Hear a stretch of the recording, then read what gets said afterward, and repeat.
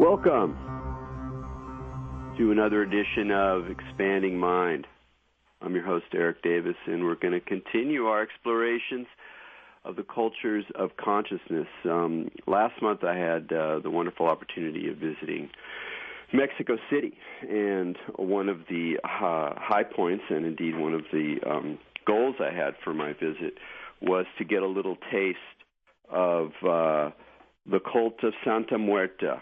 To my mind, the most interesting folk, magical, religious saint on the horizon of the Americas right now. And so I went to the Mercado Sonora, where for quite a long time there's been a sort of cluster of sellers and claustrophobic little shops selling magical items, and I was impressed with the degree of esoteric materials sold there, not just relating to Santeria and Mexico's own indigenous healing practices, but also quite a lot of Western esotericism and many, many, many little figures, and some quite large figures, of Santa Muerte, who is incredibly striking because it is, of course, death as a woman, often with a scythe, and ready to hew you down, sometimes rainbow-colored, sometimes standing aside or above or below the planet itself. And leaving the market, we discovered in the midst of the busy commercial streets near Mexico City's Zocalo, and tourists walking along, lots of odd and wonderful foods and items on display. There were some shrines of this powerful figure, and little kids going up and leaving coins and oranges beneath this sort of striking figure of death. So it's a remarkable emergence of a whole religious culture, and today we're going to be talking with Dr. Andrew Chestnut, who's written what I believe is the first treatment in English on the cult of Santa Muerte. It was a very, very multidimensional figure with relationships to folk Catholicism and also to narco-terrorism and what seems to be some black magic at least on the very edges of it. We'll talk about that. I was very lucky to meet Professor Chestnut in Mexico City because at another point in our trip we went to Tepito, which is a rough neighborhood and sort of notorious, where there is a one of the most important public shrines to Santa Muerte, and Andrew was in town giving a talk for the Spanish edition of his book, and with him was Doña Queta, who runs this legendary shrine, which was very beautiful the time we visited. She was all in white, like a wedding dress, and it was a very festive image, and yet it was the skeleton that reminds us all immediately of our own mortality. So a very interesting religious figure, and I look forward to this conversation very much. But before we bring Andrew on, we'll invite on our co-host here, Maja Dau. Hi, Maja. Hi, Erik. How's it going? Pretty good. Hey, have you visited the Santa Muerte shrine in L.A.? I think it's on Melrose somewhere. Yeah, I've only been, it was closed when I went, which is sort of a lame excuse to just go again. But it looks amazing. I really want to go check it out. I actually found out about it at a time when I was doing a lot of research on Santa Muerte. And, yeah, it's such an amazing folk figure. And I had been researching it. And, there's all the popes, of course, and a lot of bishops in the Catholic Church say that you can't have Santa Muerte. You can't worship that. And to do so is heresy, right? It's not condoned by the higher-ups, so to speak. But I just find that particular fact fascinating, that they say it's against God to personify death. And this, of course, is coming from a church that personifies God in the form of a man dying on a cross. So it's kind of funny to me. Absolutely. Well, I mean, the whole relationship with folk saints in Catholicism, particularly in Mexico, is a very complicated one. And indeed, though, you listeners will be hearing this later, today when we're recording this show is the feast day of the Virgin of Guadalupe, who, of course, is, or at least has been until recently, the supreme female Mexican religious saint, and who also has very interesting ties to non-Catholic sources, and herself was not always greatly beloved by the Catholic Church in Mexico, although at this point they've come around and realized it's much better to embrace the Virgin than to keep her in the sort of underclass. And who knows what the future holds for Santa Muerte. But hopefully, Andrew will shed some light on this. Andrew, welcome to Expanding Mind. Pleasure to be here. Thanks so much for the invitation, Erik. Yeah, no, I'm really looking forward to this. And, again, there's so many places to start, but let's just start with your interest. I mean, you wrote a couple books. You're a professor of Latin American religion. You studied Catholicism. You studied Pentecostalism in South America, some Santeria stuff. What drew you to this figure and made you go, hey, there's a lot going on here. I'm gonna devote some serious time to researching this. Well, yeah, it was so apropos that you actually mentioned that today, December 12th, is the feast day of the Virgin of Guadalupe, because in the spring of 2009, I was already some 2 years into what I thought was going to be my third book on the Virgin of Guadalupe, the greatest advocation of the Virgin Mary in the world. But I just didn't have the passion that had propelled my previous research. And so I see in March 2009 the news that the Mexican army moves onto the border with Texas and California and demolishes some 40 Santa Muerte shrines. I did a quick Google search, saw that there really wasn't much in terms of serious academic literature in either Spanish or English, and took a few weeks to consult with friends and colleagues and decided that I'd at least temporarily turn my back on Guadalupe and plunge forward with an exploration of Santa Muerte and how is it that she became spiritual enemy number one of the Mexican state. So that really was kind of the catalyst that led me to explore this figure I knew previously from all the time I spent in Mexico, but had really not contemplated in any kind of serious way until spring 2009. Right. Well, how rapid has the rise in her popularity been? And I guess part of the second question that's embedded in that's a lot probably more complicated is, given the role of the figure of the skeleton in Mexican popular culture, in folk religion, with the Day of the Dead, with this, Mexico has on a world scale, a unique relationship with death that's very powerful, very imaginative, very rich, very deep. At what point in that development, that complex cultural stew, does this figure that we can recognize as Santa Muerte emerge, and then how rapid has been her sort of popularity growth since then? Yeah, her growth has just been astronomical since she starts to become the public figure that she is today, and that only happens in 2001 when Doña Queta, who you just mentioned, decides as Halloween becomes All Saints' Day, October 31st, morphs into the 1st of November 2001, she decides to set outside of her home in Tepito this life-size effigy she has of Santa Muerte.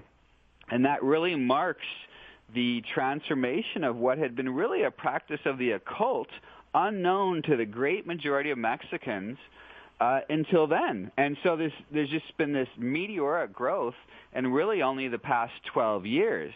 When I first embarked on my research on the Bony Lady, my Mexican parents-in-law, who lived in the western drug war-torn state of Michoacan their entire lives, who are now 80-something, had never heard of Santa Muerte. It was their gringo son-in-law, who actually informed them of the existence of this skeletal folk saint. And today you'd be hard-pressed to find any Mexican who in the last 10 years has not heard of Santa Muerte. So up until 2001 was really unknown to 99.99% of Mexicans. Yeah, that is a remarkable change. Well, tell us a little bit about that pre-2001 period where she's more of an underground or esoteric character that's called on within, I guess you could say, occult traditions within Mexico. What's that world like? How did she arise and function in that sort of more spectral world, if you will? Yeah, let me backpedal just a bit. The first mention we have of a skeletal figure being venerated in Mexico, actually called Santa Muerte, is at the very end of the Spanish colonial period in the 1790s. In 1793 and 1797, if memory serves, the Inquisition records record two separate occasions when inquisitors are sent out to the present-day states of Guanajuato and Querétaro in central Mexico to investigate some indigenous people who are worshiping this skeletal saint that they call Santa Muerte. The inquisitors find out that the reports are true, and in kind of echoes of the recent demolition on the U.S.-Mexico border of Santa Muerte shrines, the inquisitors do the same thing back in the 1790s. So that's our first mention. And then the Mexican historical record goes blank for the next century and a half until she reappears in the 1940s in the form of ethnographic studies of mostly North American anthropologists, but a couple Mexicans as well. And what the anthropologists report that Santa Muerte is doing, and by the 60s or 70s they find her in all parts of Mexico. From the 40s to the 1980s, what they exclusively report her doing is love magic, particularly for aggrieved Mexican women who believe that their boyfriends and their husbands are cheating on them. And so they ask Santa Muerte to go after their husbands, to take the other woman or girl out of the path, and to bring their husbands humbled back at their feet. And indeed, the oldest prayer that we have, printed prayer of Santa Muerte, is this petition of the aggrieved woman asking for Santa Muerte to do justice on her wayward man. That's amazing. And so, inevitably the question comes up, when you think about these figures, there's always multiple meanings embedded, multiple potentials. As history changes, they take on different masks, they serve different roles, and indeed they manifest different parts of themselves. In your sense of these things, and I'm sure narcoterrorism has a big part of it, but talk about how this figure who was, a strange kind of underground folk figure used for love magic, mostly by aggrieved women, suddenly starts to go on this meteoric rise and sort of develop, quite a broad range of meanings and powers.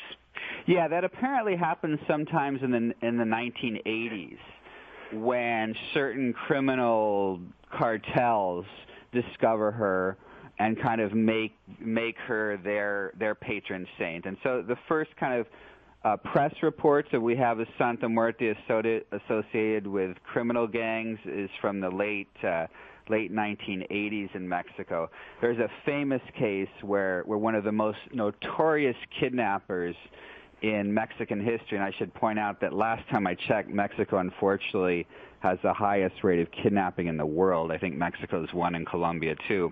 There was a notorious kidnapper named Ear Chopper, Mocho Orejas, who, when they finally, Mexican law enforcement finally caught up with him, found an altar, Santa Muerte altar, in his safe house.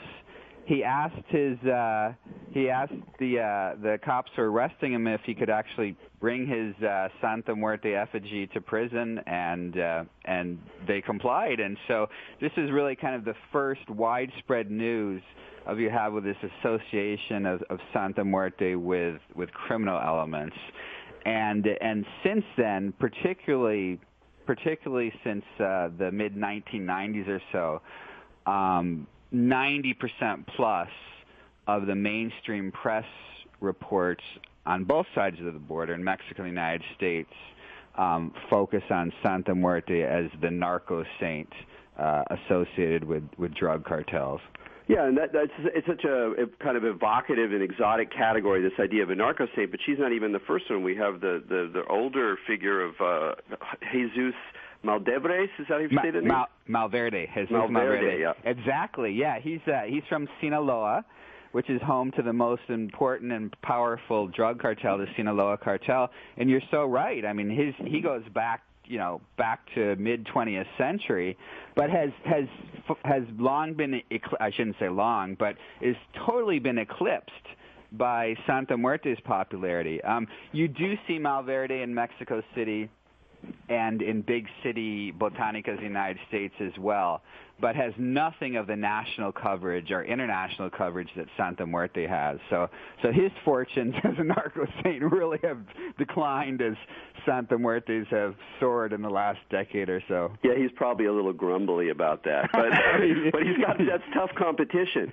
So the question I have for you is that because the coverage is also so much about the narcos, and because she clearly is very important to narco culture, and probably in some ways that are extremely troubling, which we can talk about later. But I think it's important, I'm sure you would agree, to acknowledge the multiple dimensions of this figure. So in your sense, even though I'm sure it's hard to get actual numbers, how many people now currently who for whom Santa Muerte plays an important role, and maybe even the central role in their religious life, how many of them are actually involved in narco-terrorism, versus all the people who have different reasons, like the little girls in Mexico City I saw leaving oranges for her. Obviously they're not directly involved or whatever. So how does that play out in terms of people who find other reasons to worship her? Yeah, that's a great question, and unfortunately I get asked about numbers so often, and I can't give numbers because unfortunately there are no quantitative studies at this point. But yeah, I think I can confidently tell you that the narco devotees would be a small minority. Of course, they get all the press because it's those kinds of salacious stories that sell newspapers and such.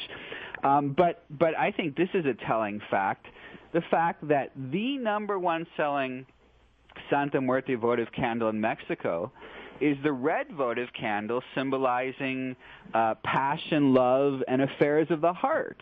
And so still, in continuity with what I was saying that she had done, was reported doing from the 1940s to the 1980s, still her role as a love sorceress is incredibly important, again, indicated by the overwhelming popularity of the red candle there.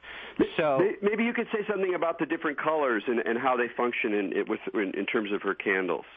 Yeah, I actually took the different colored candles of the cult as kind of the organizational framework of my book, Devoted to Death. It just seemed like a natural, organic way to organize it. The three historic colors of candles are red, white, and black. We already talked about what red signifies. White is one of the most popular colors, or lack of colors, and it signifies gratitude, thanksgiving, and is also used for healing as well, and is probably the number one colored candle that you'll see at public shrines throughout Mexico. The black candle, if you ask most devotees, they'll tell you it's for protection, and it can be for protection, particularly against those who want to do harm to you. But it's also used for harm to others. And interestingly, it's the black candle that one tends to see the least at the public altars, both in the United States and Mexico. So those are kind of the three historic colors, but lately we have the color missing. Do they ever use yellow? Yeah, yellow signifies healing, specifically from addiction, substance abuse. Yeah. Those are the four colors of, those are the four colors in the alchemical process. Those are the four colors in the medicine wheel. It's the black and white, and then red and yellow. And those are predominantly used in almost all of the super secret occulty things are those specific 4 colors. Right, and that's very interesting. But yeah, there's a plethora of other colors, and even more popular than the yellow is the gold, and the gold signifies prosperity and wealth. And so you'll see countless small businesses in Mexico that aren't even selling esoteric or Santa Muerte paraphernalia, but they'll have a little in-store altar, and more often than not, it's the gold candle because the businesses are looking to prosper. And one more that I'll mention is the green candle of law and justice. Santa Muerte has a huge following among prisoners on both sides of the border, and the green candle is particularly apropos for them, looking for a speedy release from prison or for having the charges dropped.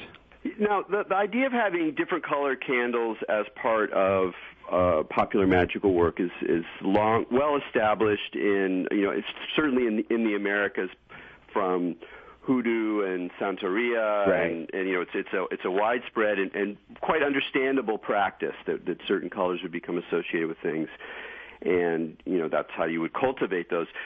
But talk a little bit about the rainbow Santa Muerte, because my impression is that I have never seen that before. I've never seen a single figure that draws in all the colors and all the associations, and therefore becomes this strangely multidimensional being, where it's almost like the same figure is reminding you that there is a life-giving side of this figure and a hex-giving side of this figure, that it's all part of this figure, which is part of what strikes me is so powerful about her, is it's sort of like everything and the kitchen sink.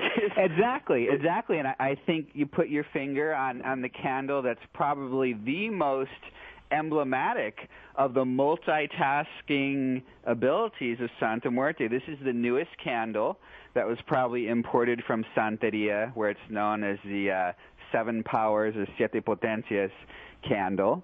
And I actually use it to kind of bring together my conclusion of the book, because it's for people who are looking for favors or miracles on several fronts. And obviously that would include a lot of us who don't only have one petition to put forth, but to have several. And so, one of the reasons for her meteoric growth has been her ability, or her perceived ability, to deliver miracles on various fronts, not on just one front. And so I think this newest addition to the votive candle repertoire, the 7 power candles, just perfectly captures that ability of hers.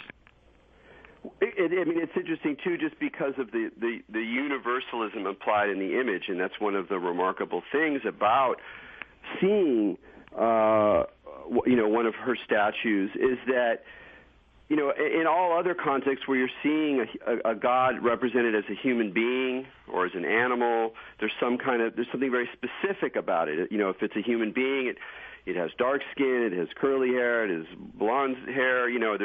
There's always some marker of ethnic difference that kind of both accepts and blocks certain kinds of projections or certain kinds of ideas. But here you are facing the same thing, basically genderless, that lies within every human being.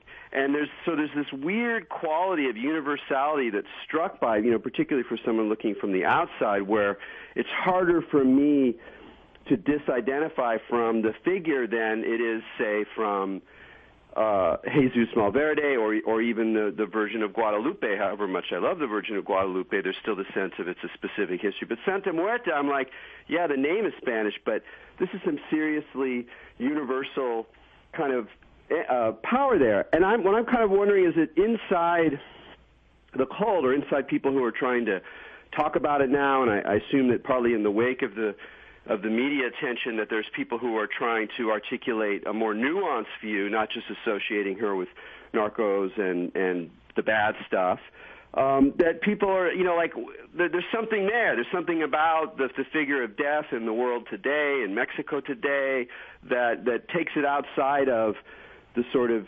supernaturalism of occult powers and gives it another dimension. I don't know, maybe I'm overreading, but that's some of the thoughts that come up for me. No, yeah, I think, one of the really unique features of her, if we're going to regard her as a folk saint, and again, another folk saint would be Jesus Malverde, and there's actually scores of these other folk saints, non-canonized, non-Catholic saints in Latin America. What really sets her apart at this point, and we haven't touched on it yet, but there's actually two other skeletal folk saints in Latin America, one in Argentina, who's called San Muerte, and the other in Guatemala and Chiapas, Mexico, who's called Rey Pascual, or King Pascual. And what really sets Santa Muerte apart is two things. First, she's female, and you mentioned her genderless, and yes, of course, death is genderless. But for most devotees, she really is perceived as, and usually dressed as, a female figure. But the other interesting difference with the Argentine and the Guatemalan skeletal folk saints is they have particular origin stories linking them to specific deceased persons, where Santa Muerte doesn't. At this point, Santa Muerte is perceived to personify death itself. That's However, let me ask you something. If you ever noticed, because there is that feminine aspect, if we look at the traditional Virgin of Guadalupe or the Virgin Mary or any kind of depiction of Mary, often she has a child. She's depicted as the creator. She's the good Kali version, whereas the bad Kali version is the destroyer, which would be, like, if you look at obviously in this folk tradition, Santa Muerte is playing a specific role, but if you go on archetypally, did you see any, are there any Mary references found anywhere in the Santa Muerte tradition? No, but what you do see lately, particularly on the artistic front, is a kind of fusion of the Virgin of Guadalupe and Santa Muerte. In fact, if you Google that image, it's kind of ubiquitous these days. And when I first started the research, it seemed to me at first glance that Santa Muerte was kind of the dark antithesis of the Virgin of Guadalupe. But that turned out not to be true, because for many devotees, particularly women and girls, there's a whole interesting, and this maybe resonates back to Hindu Kali, a whole maternal aspect of Santa Muerte as well. And that's something, you'd never know at first glance. But, I've heard people say, I don't have a mother. My mother abandoned me. My mother died. But I've got the bony lady who's my mother. Yeah, that's something you definitely find with Kali worship. I mean, even quote-unquote left-hand path devotees who are worshiping her fierce form, if you listen to what they're actually saying or the affective quality of their bhakti, it's very devotional, and it's very much about, ma. So that's an amazingly powerful kind of twist. Another aspect of it, is there much interest in her on the law enforcement side of the equation, or is she mostly seen or embraced by people on the criminal side? In Mexico, both. In fact, one of the points that I try to make in my book is that she really is kind of a patroness of the drug wars writ large, of both sides. I mean, there's jailers, there's police, there's lawyers and such who count among the ranks of her devotees as well. So yeah, it's not just the narcos. It's kind of a protectress, patroness of all sides on the ongoing narco wars in Mexico.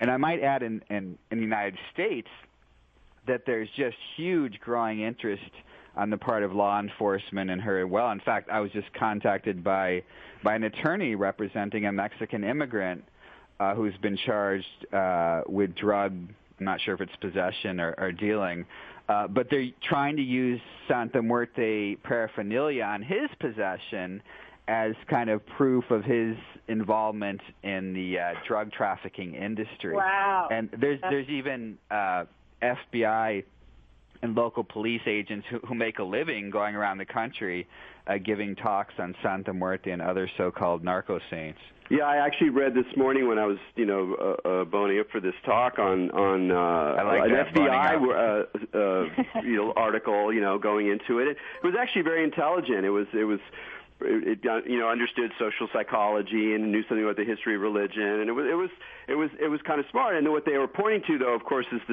this sort of unnerving aspect of it, which is that it's kind of hard if you go, all right, she's a real spiritual principle for people. It's not just some abstract symbolic ritual gesture, and she exists to some degree, however relatively small, within the circuits of criminality in Mexico, that given the Baroque nature of some of the criminal violence in Mexico, it's really hard to imagine her not being sort of part of that some of the violence itself becomes kind of an aspect of the spirituality, which is the term that the FBI guy used, which I thought was very interesting, that he would even describe it as a spirituality, related to her. And I don't know if there's any proof of that one way or the other, but I'm kind of curious for you as someone who's sort of, you're trying to increase understanding, you're trying to make things a little less polarized. You're trying to give a historical context for this figure. That there is this sort of element of kind of scary, quote unquote, black magic, or something that has a violent character to the sort of spirituality of the figure. Are those overblown ideas? Does that seem something that's kind of inevitable? How do you, fit that into the picture? Yeah, no doubt that's part of her persona, and I deal with that in my Black Candle chapter.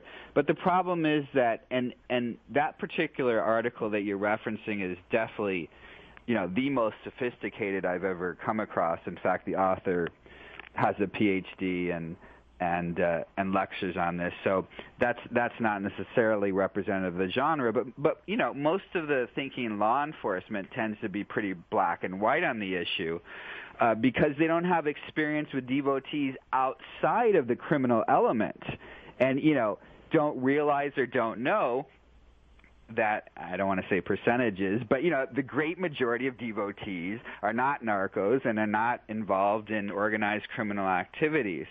Besides this one particular individual that you're referencing, the law enforcement perspective here tends to be pretty black and white, pretty dualistic. Yeah, that's not terribly surprising. Well, we got to take a break right now. We're talking with Andrew Chestnut on Expanding Mind on the Progressive Radio Network, and we'll be right back after this message. Welcome back to Expanding Mind on the Progressive Radio Network. This is Maja Daou, here with Erik Davis. We're talking with Andrew Chestnut, and we're talking about death and Santa Muerte and all the different kind of auspices that Santa Muerte is filling in Mexico. And I was wondering, Andrew, if while you were kind of finding out about Santa Muerte throughout Mexico, if you found any correspondences to native death gods. Like I know there's, of course, Apuk was the famous Mayan death god, indigenous to the area. And was this like some kind of Santeria type of thing where they just like plugged in a new figure, or do you feel like it's truly kind of unique to the area? Was it a syncretization, or was it more like it just kind of showed up, do you think? Yeah, that's a really, really good question, and one that I get all the time. A lot of Mexican devotees who think about these issues will tell you yes. In fact, they might even go so far and tell you that Santa Muerte is kind of the latest incarnation, particularly of Mictlacihuatl, one of the major Aztec goddesses of death, who rolled over a part of Mictlan, the Aztec underworld. And that that definitely jives with Mexican nationalism, which always exalts the indigenous, particularly the Mayan and the Aztec past, and tends to reject and denigrate everything that's Spanish. So that's what a lot of kind of more sophisticated devotees will tell you in Mexico. My view, however, is what probably happened is that the Spanish Catholic Church brings over the Grim Reaper, who interestingly in Spain tended to be more a female figure called La Parca, or literally the parched one. The Spanish Catholic Church brings over the figure of La Parca to personify death to the indigenous people who they're busy evangelizing in the Americas.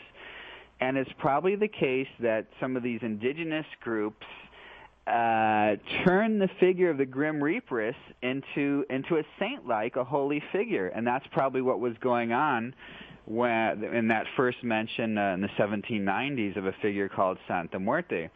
Well, and let me ask you about this, because I feel like this could be like a big reason why, I mean, there's a lot of reasons why the Catholic Church goes against anything, but because I kind of had this thought that maybe it's creating such a I mean, obviously the Catholics say you can't worship anything but, you know, them, but if with the ancient history of that figure of death, going back to Spain, having it be, well, most of us will think of the Grim Reaper, right? You think of it as like Saturn, as this old man with the Sith. And if I'm not mistaken, Santa Muerte has the Sith as well, correct? Right, right. Yeah, so the Sith, when I researched that goes back to like the Scythian cultures, which were, of course, like, you know, those guys from the Altai Mountains. It's where Xena, the warrior princess, came from. They found all those bodies with tattoos. It's all those guys that started, as, you know, you can argue maybe it showed up everywhere, but in history they tend to attribute it to that group of people. So if that like kind of trickled its way over into Spain and then hopped over, because you can look sometimes at the gods, at the symbols, like what are they using, what are they holding, right? So if she's holding that Sith, do you feel like that's like kind of the tracer that allows us to go back that way over to Spain? No doubt. And you know, to bring it a bit more modern, it's really kind of the figure of the Grim Reaper really originates during the Black Plague, the Black Death. In Europe, you know, which sends about a third of Western Europeans to an early grave. And so if you look at even the present-day iconography of Santa Muerte, I mean, she's basically the Grim Reaper, the Grim Reaperess.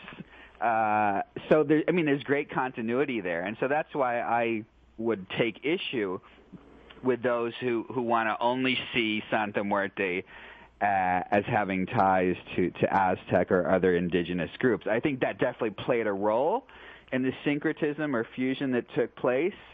But if I'm to have to weigh in on any other, you know, the relative weight of any influence, you know, I think the Spanish medieval Catholicism bringing over La Parca is really the most important thing. And again, her iconography still reflects the fact that she starts off as the Grim Reaperess.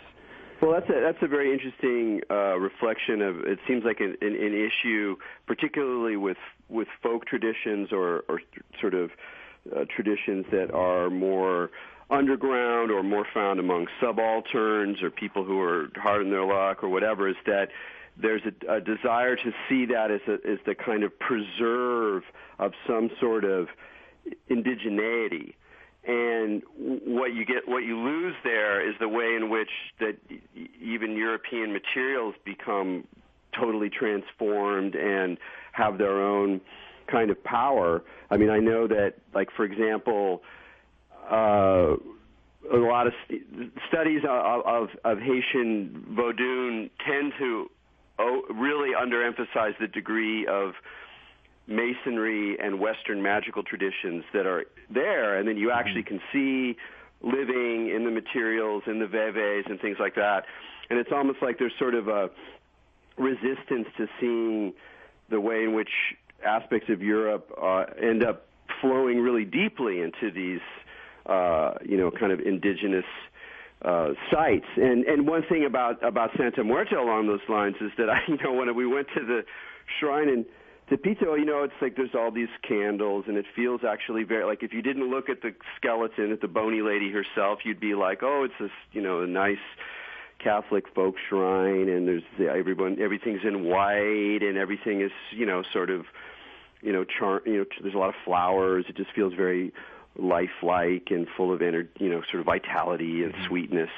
But there was a poster right nearby that, for all intents and purposes, looked like a heavy metal album cover. I mean, it was like full on, this dark dungeon with a pentagram and candles and this death figure and a sort of wizard robe, and I mean, it was just full on. And so there's something for me about the way in which a kind of dark occult energy, or even like the sort of just straight out creepiness of death, is like folded in to something that's much more woven into life in a way that's really interesting to me. And I'm wondering how much of that is about something specific to Mexico, to the Mexican relationship to death, or is it really just sort of a fresh mutation that speaks to like really contemporary issues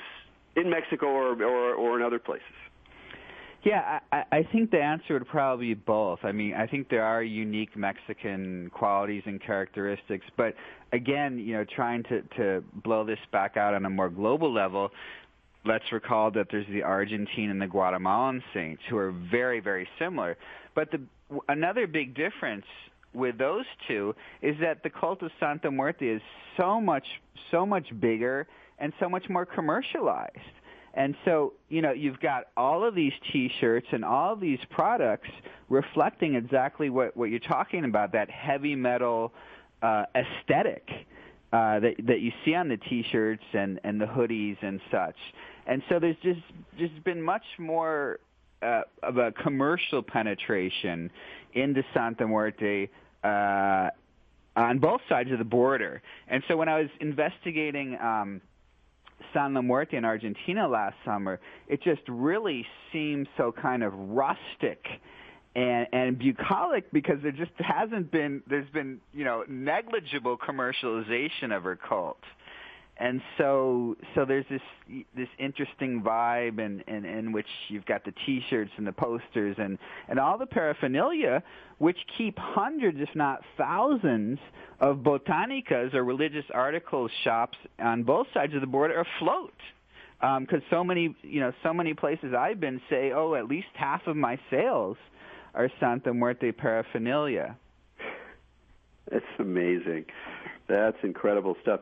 Do you think that the Catholic Church is going to shift in some way because it's so powerful, or is it just like impossible to imagine that's just a line in the sand? It's just too creepy and weird and disreputable. Oh, yeah, that is definitely a line in the sand, which has become more clearly delineated, especially since May, when the president of the Vatican's Pontifical Office of Culture spent 4 days. Cardinal Ravasi was actually pegged as a possible Pope candidate in the early part of the year, came to Mexico City for 4 days. And it was ostensibly supposed to be, he's got this program called Courtyard of the Gentiles, in which he engages with non-believers. And up until he came to Mexico last May, he'd only held workshops in Europe. And this Courtyard of the Gentiles in Mexico City really becomes an anti-Santa Muerte tour, in which on 4 separate occasions during his 4 days there, he denounced Santa Muerte as blasphemy, anti-religion. I don't think he said narco saint, but yeah, he blasted her. And so, the fact that one of the top Vatican officials has denounced her, and the fact that Pope Francis is going to be keenly aware of her since he's Argentine and knows about Santa Muerte. So we've just seen an intensification, particularly on the eve of this last Day of the Dead. We even had a bishop in Oaxaca in southern Mexico threatening excommunication for Catholics who say they're devotees of Santa Muerte. So, yeah, the line in the sand has been drawn. There's now a bishop in West Texas who's going to be leading workshops on exorcising Catholics who are venerating Santa Muerte. So, yeah, the line in the sand has been... You know what's hilarious is at the same time that was happening, especially on the Day of the Dead on All Saints' Day, Pope Francis actually was the first pope in a very long time to descend into the necropolis, which, of course, at the same time they're denouncing the worship of Santa Muerte. The Pope is sitting down in the City of the Dead, which the Vatican is built on all these skeletons. The Basilica of St. Peter is built upon bones. Literally, it's a pagan necropolis. So, I mean, I forgot, I sidetracked, but the fact that there's the Sith, that it's of death, that Sith symbolizes the resurrecting God, right? That from the Scythians, that was the tool of Dionysus, of Demeter, of Ceres, of Rhea, of the deathless ones who are able to, defeat death. And that's, of course, what the story of Jesus is based on, right? It's all the grain gods, which is why they have the Sith, which is a farming tool. So I wonder if there's, do you think, the reaction of the church has something to do with the symbolism, or is it just the fact that people are worshiping something that they have no control over? Yeah, I think it's two things. I think, on the theological plane, the church's perspective is, okay, well, Jesus Christ came to bring us eternal life, and you Santa Muertistas are venerating a figure of death. And death is kind of the antithesis of Jesus Christ. And so this is really tantamount to Satanism. That's the theological argument that they're making, that, you as a Christian really need to be worshiping the figure of life, Jesus Christ, and in venerating Santa Muerte, you're doing the exact opposite. That's a theological argument. The other element, which I think is really important, and I've done a fair amount of work on it, is religious competition. In fact, the whole reason why we have our first Latin American pope is because going back all the way to the 1950s, the Catholic Church throughout Latin America has been hemorrhaging members, millions and millions of members, particularly to Pentecostal or evangelical Protestantism. And so, just when the church is upset about the millions who become Pentecostals, now they have to contend with a heretical folk saint whose cult has been mushrooming in a decade. And so it's now we've got this new element of competition.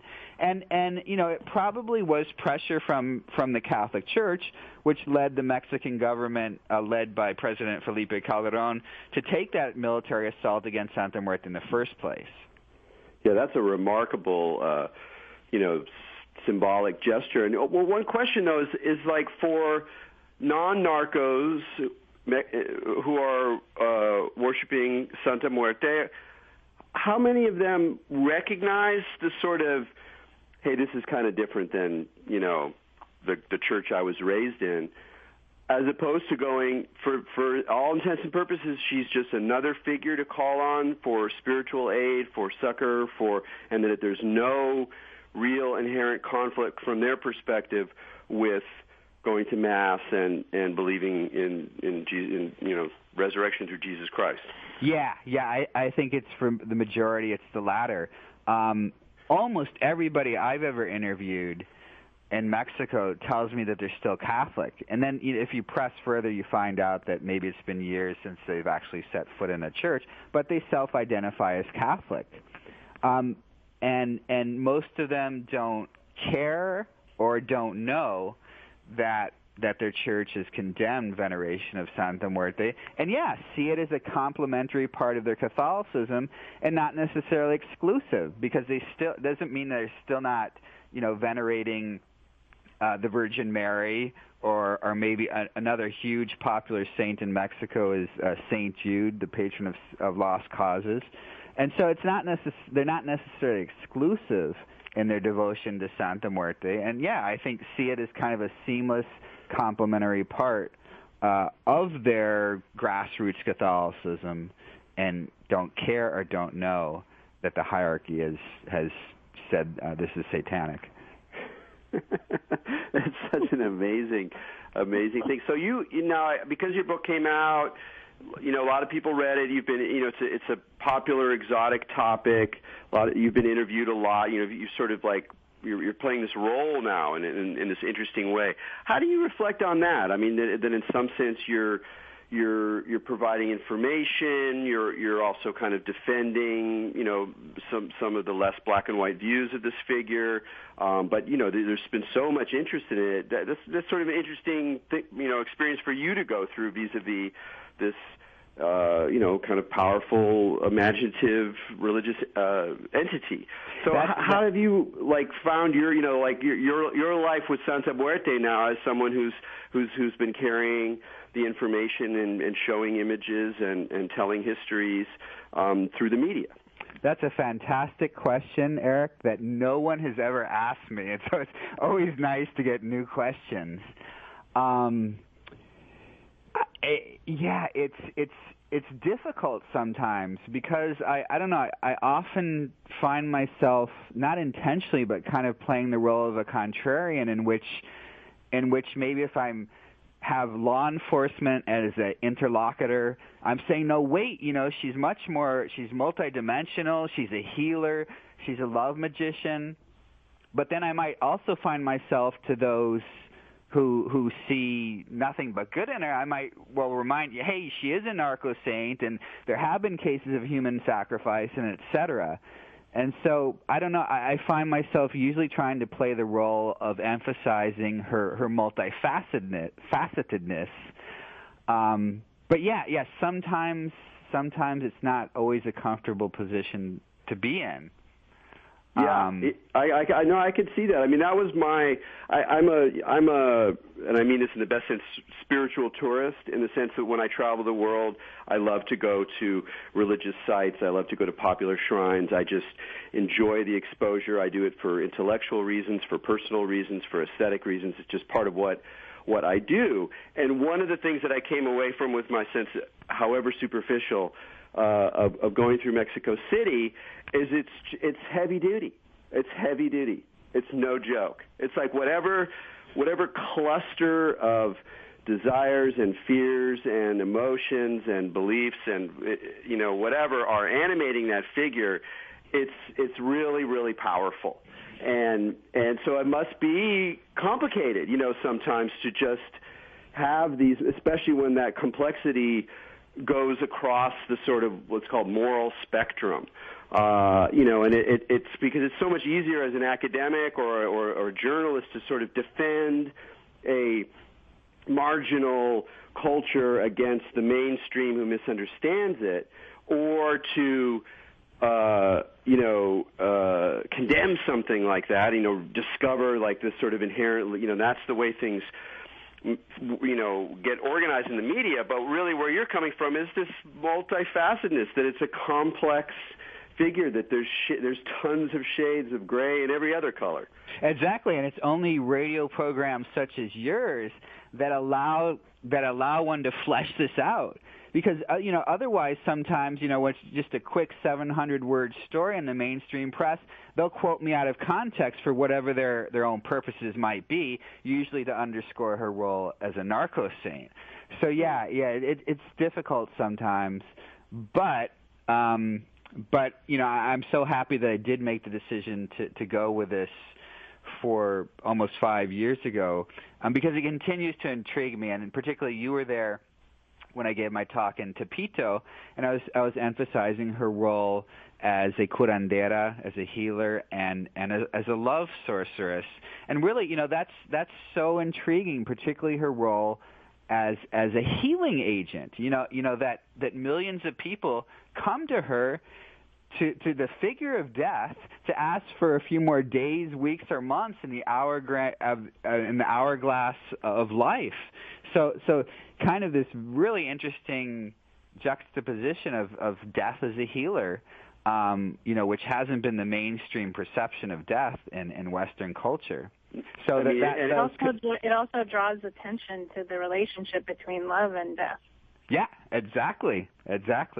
You're right. Yeah, that's I think one of the things that makes her so interesting for, well, at least for me, for people from looking from the outside, is that even if you just accept that there's a lot of people who are just quote unquote superstitious, they're just, worshiping some figure because that's who their friends are worshiping, and they're asking for some things that probably aren't actually going to happen, or maybe they do sometimes, but it's hard to know. If you even if you accept that kind of model, there's something incredibly sophisticated and powerfully human about that transfer, about being able to look at the figure of death and say, this can be healing, this can be love-giving, this can be nourishing, this can be vital.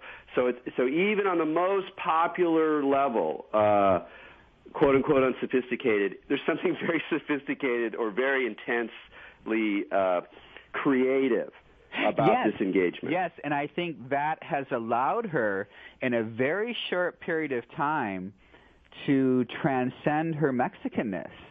And so now the latest trend is here in the U.S., she has devotees who are Euro and African American, because despite a certain Mexican identity, again at this point she is death herself, and obviously that appeal knows no boundaries, no frontiers.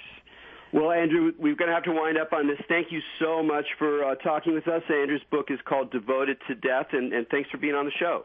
My pleasure, and thanks for the excellent questions. Great. Well, from Maj and me to all you out there, keep your minds open.